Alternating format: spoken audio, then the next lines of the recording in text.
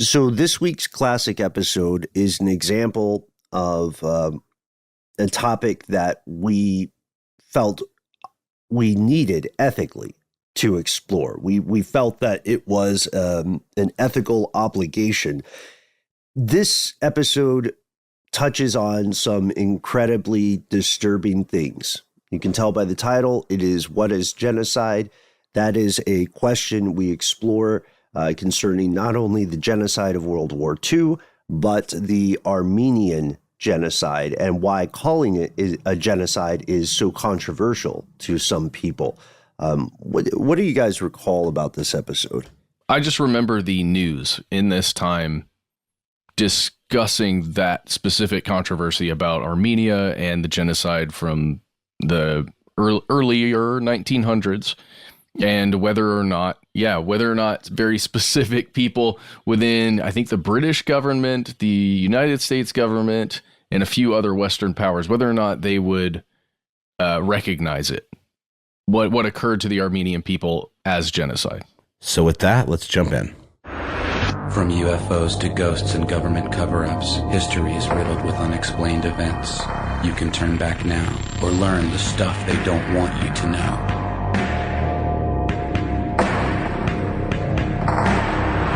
Hello, welcome back to the show. My name is Matt.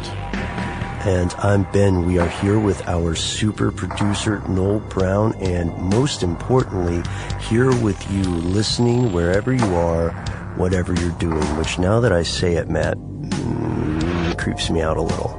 Yeah, they can hear everything you're saying.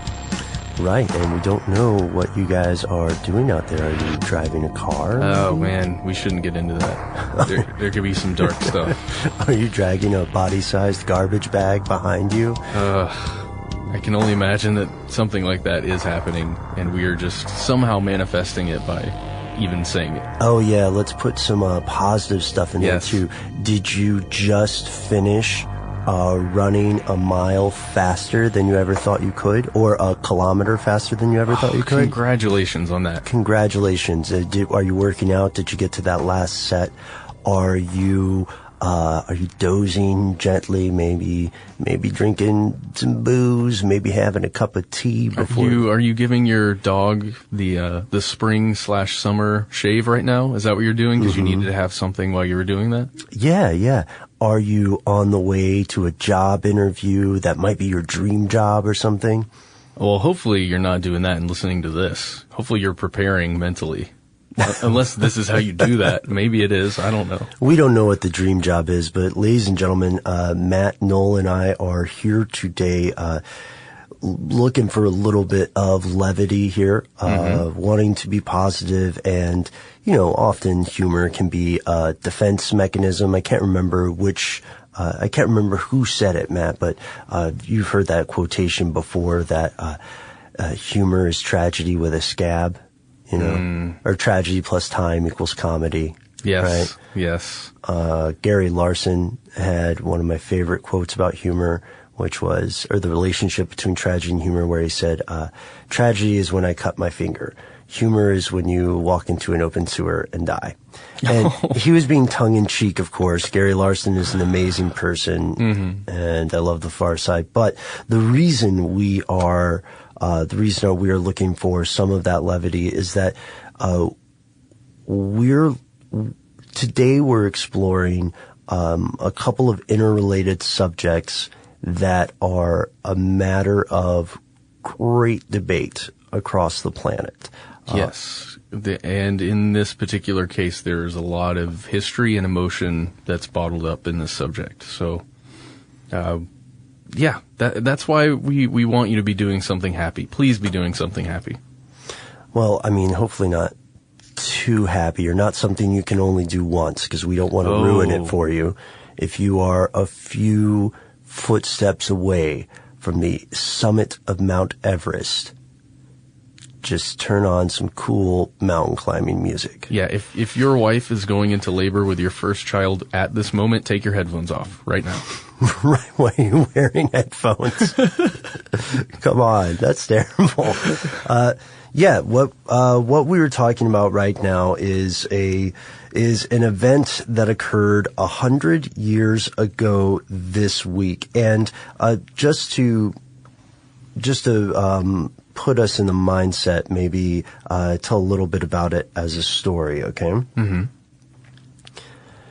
So, as near as we can tell, in the modern day, around April 24th, 1915, the Ottoman Empire, which was already in decline, took action. For a while, they had suspected that one of their geopolitical rivals, one of their nemesis, Russia, was using the minority group of Armenian Christians in the empire as a clandestine force to work against the Ottoman Empire. And so they rounded up intellectuals, they rounded up statesmen, people of note, and by the end of this, and this is generally thought when it began, by the end of that time, an estimated 1.5 million Armenians living in the area were dead in brutal ways. I mean, death marches, starvation, degradation, all the terrible things that could occur. Yeah, there are some pretty horrifying images, even on the Wikipedia page of all places, if you look this event up. Now, we should say that this event, again, 100 years later, a century later, remains intensely divisive depending on what part of the world you are in. Around 20, maybe more than 20 now, countries have officially signed on to say that what occurred was a genocide. Mm-hmm. The many major world powers. Turkey, however, does not describe this as a genocide, and to look at why, what we're finding here is that despite this disagreement, neither side denies that hundreds of thousands of people died. It's more a conversation about whether this was what could be described as a genocide. And interestingly enough, this gives us a look at international relations, plenty of conspiracies, mm-hmm. because both sides believe that there is a conspiracy of some sort afoot behind the claim here. But before we get to all of that today, we need to ask ourselves what a genocide actually is. Right. According to Raphael Lemkin, who actually coined the term genocide in 1944, the term comes from the Greek genos, or genos, meaning race or kind, and side, C-I-D-E, which it means death. So literally, when you say genocide, you are saying killing a race or tribe. Right. And as we pointed out in our earlier video on this, the term technically, the way it should be constructed would be genticide, Genticide. But now genocide is the word we use today to mean this specific kind of crime. Yeah, and it's not the first word that attempted to describe this occurrence. In the 1790s, there was a word, populicide, I think, mm-hmm. and that originated from the French Revolution, the idea of killing an entire, or the attempted killing of an entire population. Mm-hmm. Right. We also know that Lemkin arrived at this after trying a couple of different words and ultimately understanding that he had to create something that people would know, people would be able to recognize instantly that wasn't already with something else.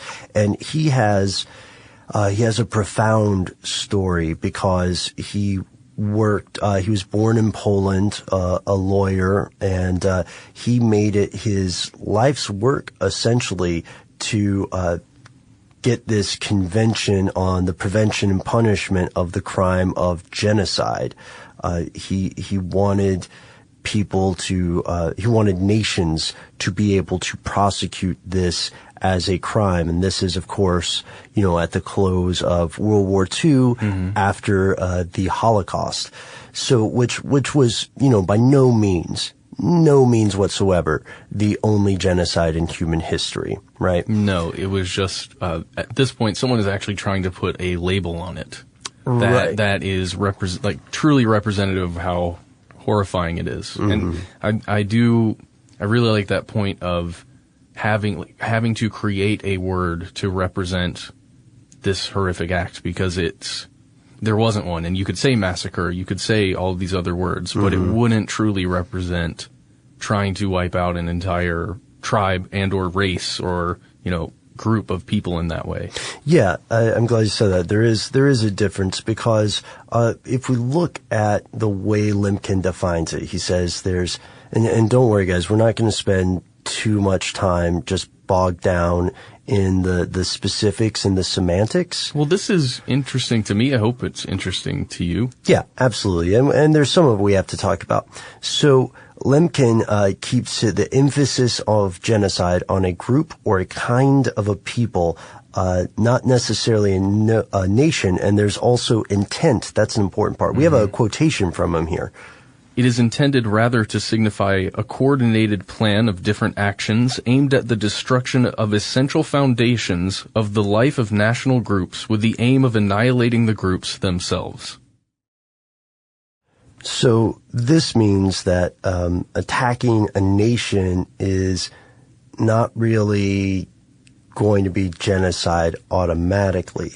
He later clarified even further, I think in 1946 this occurs, he said that genocide should be known as a conspiracy to exterminate national, religious, or racial groups. So several of these things can fit in a box, but it's not a genocide unless the plan is to kill every person in that nation, which legally separates it from a different act of, from a conventional act of war. The UN ultimately picked up on this, but they have a much more long-winded definition. So long, of course, that we refused to read it in our video because we realized we could just throw it up on the screen. But we've got the quote here. Who wants to take it? You want to handle it, or you want me to? I think you knock it out. Are you sure? Mm-hmm. All right. Genocide is defined as any of the following acts committed with intent to destroy in whole or in part a national, ethnical, racial, or religious group, such as killing members of the group, causing serious bodily or mental harm to members of the group, deliberately inflicting on the group conditions of life calculated to bring about its physical destruction in whole or in part, imposing measures intended to prevent births within the group, and forcibly transferring children of the group to another group. So we see some terrifying examples in these definitions already, because we know, the lost generation of Aboriginal children in Australia sent away from their families, these different schools. In the U.S., when Native American children were sent off to these schools to teach them to assimilate. Rwanda is a pretty good example. Yeah, the Rwanda Hutu Tutsi genocide. We also see that this doesn't necessarily, ending a group does not necessarily mean busing everybody to a place and shooting them in the head. This could just be a generational thing where, like their children are no longer part of this culture, because you could also kill the culture as well as the people. So with all that's the idea of genocide. And you'll hear people who say, you can find things online where people say that the events in the Ottoman Empire at that time were not a genocide. They argue that there are two different definitions of genocide. There's the one that you or I or Noel, like we, the common people, would recognize, and then there's the more nuanced, legal version, which hinges upon intent. So with all that in mind, what happened in Armenia? So here's the stuff you really need to know about the Armenian massacre. It's also known as the Armenian Holocaust, or Medzhirgan, the Armenian Genocide, though it's not legally recognized as a genocide. The massacre began April 24th, 1915, about 100 years ago today. We've mentioned that a couple times. It's estimated that the deaths, like we said, range as high as 1.5 million, but that number varies depending on which side you're talking to, and even in certain historical accounts, it may be, I think you said in the video, anywhere from 300,000 all the way up to 1.5 million. Right, yes. And we see there's an argument here about whether there is a dearth or a lack of primary sources, documentary evidence. However, we do know that shortly after the 1915 events, this stuff began to appear in the news, right? Yes. So the people who are actually doing the killing were Turkish forces at the time, the Ottoman Empire, like you said. The big question here is why? Why did this occur? Why would this happen? And you mentioned at the top that there was some suspicion within the Ottoman Empire that the, let's say, the Russian forces were attempting to somehow use this population against the empire. And that seems to be where it started. Mm-hmm.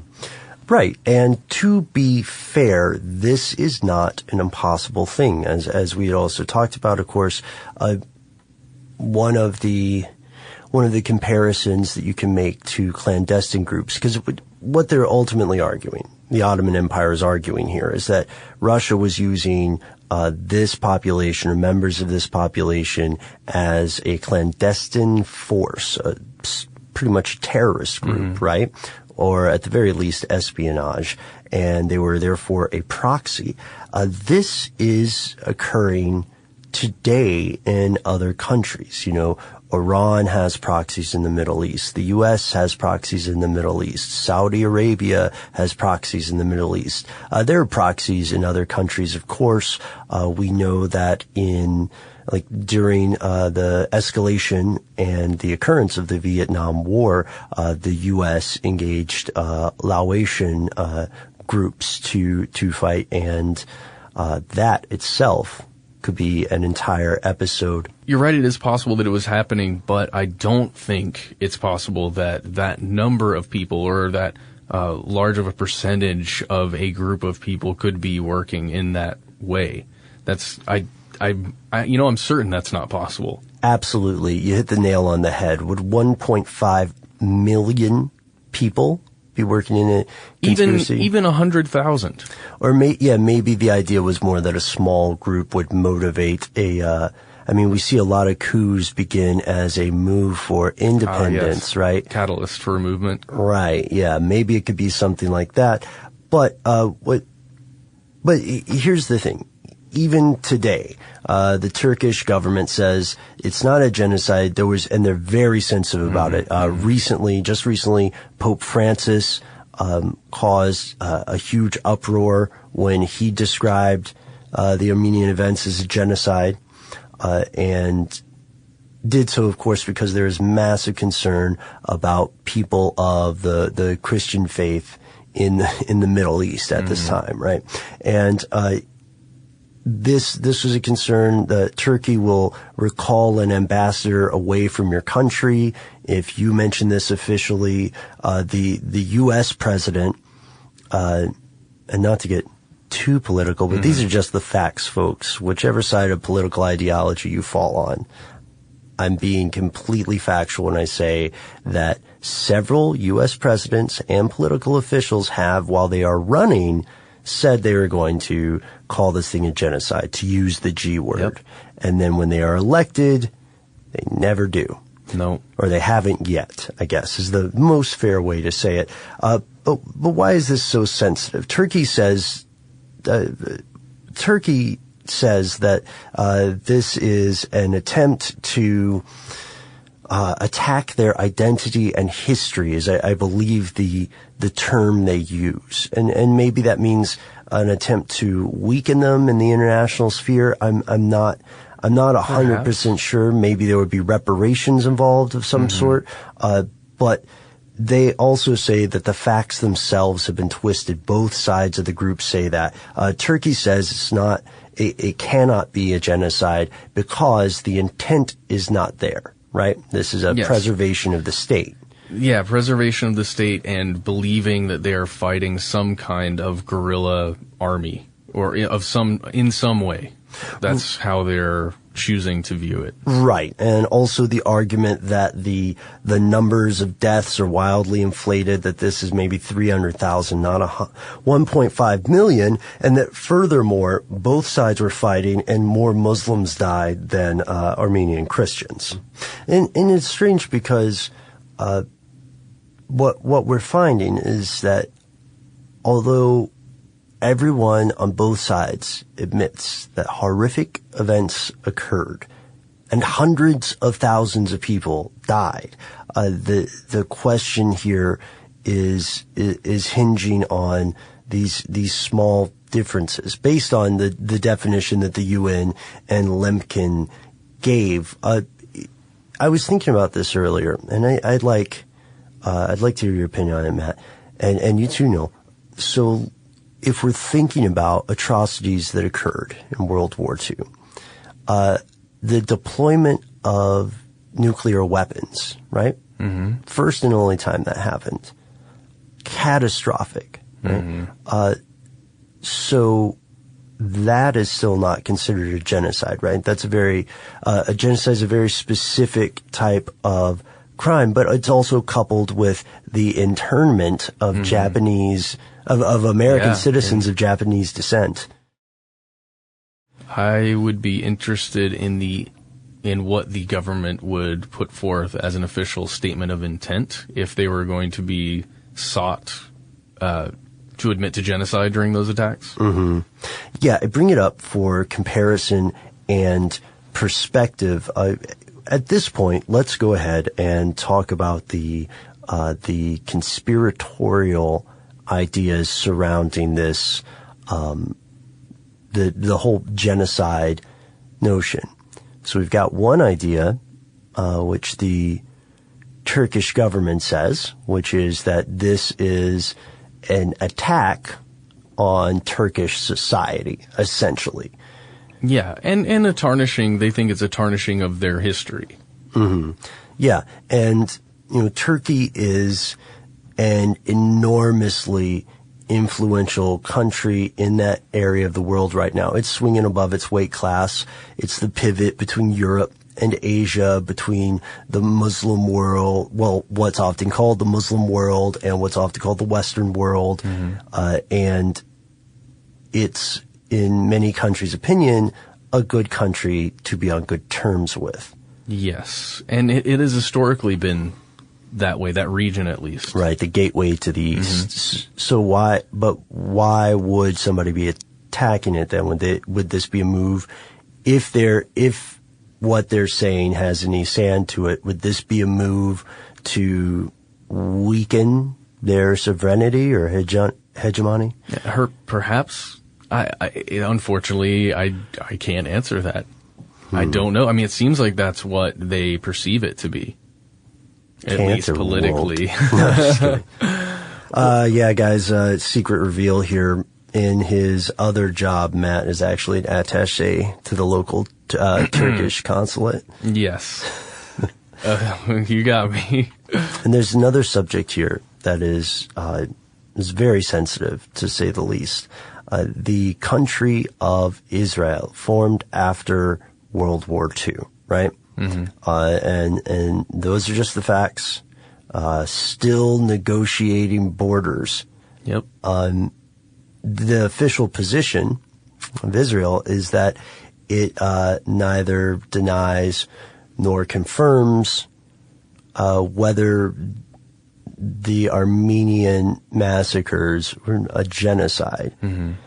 And for many observers, of course, that seems to be a strange thing, right? You know? Because they experienced at least the worst genocide that I think we can currently cite, unless you maybe go back to treatment of Native Americans in the United States. You know, that's an interesting question. I'd like to look back further into that. I found some fascinating stuff though about the expansion of Iran and into what I call the stands, you know, Afghanistan, Azerbaijan, all those, and the only other country that officially also denies that this was a genocide during the Ottoman Empire's time is Azerbaijan, which shares a border with Iran. So how much of these calculations of staying on Turkey's good side are ultimately about the seething, invisible proxy war that is consuming the Middle East? Yeah, that is a great question. It's a question that, unfortunately, I don't know the answer to, but what we do know is that regardless of what sort of label people will put on it, at the very minimum, hundreds of thousands of people died. Civilians died. I'm sure there are very many soldiers as well, but, you know, children, yes, women, the elderly, regular people died, Muslim as well as Christian. And this is not actually the first genocide in the 20th century. There are a couple of other arguable genocides, and if human behavior is any sort of precedent, more of these sorts of events will occur in the future. So, unfortunately, Ben, I agree with you. More of this will happen in the future. I guess it's what it means to be human. There are dark places that we go to. But yeah, so anyway, all of that being said, this kind of thing, I think, needs to be at least recognized and remembered so that future generations don't forget these terrible things that have happened in our past and could happen if we are not vigilant to make them stop. That's why I think even giving this type of event a name, such as genocide, is so important.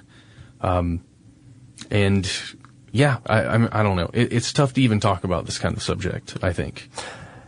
Right. It reminds me of some of the quotations that we always hear rephrased before, but somehow rarely followed. Those who do not understand the past are doomed to repeat it. But there is a little bit of light at the tunnel. Communications technology is allowing more people to be more transparent than ever before, right? And if, you know, social media gets a bad rap, and often it deserves that, right? But the ability to communicate with one another across the globe could be something that goes a long way toward preventing these kind of things from occurring invisibly. You know what I mean? Can only hope. Can only hope. So if you want to learn more, head on over to howstuffworks.com and check out the article, What Was the First Genocide in the 20th Century? And as always, thank you so much for listening. For those of you who check out our YouTube series, thanks for sharing that and talking with us in the comments. I actually have to go right now and check out some of the comments on the Gaia hypothesis idea we just released. The concept that Earth itself is one gigantic living superorganism, which is not, spoiler alert, regarded as solid science by its detractors, but such a inspiring, even beautiful idea. And that's the end of this classic episode. If you have any thoughts or questions about this episode, You can get into contact with us in a number of different ways. One of the best is to give us a call. Our number is 1-833-STDWYTK. If you don't want to do that, you can send us a good old-fashioned email. We are conspiracy@iHeartRadio.com. Stuff They Don't Want You to Know is a production of iHeartRadio. For more podcasts from iHeartRadio, visit the iHeartRadio app, Apple Podcasts, or wherever you listen to your favorite shows.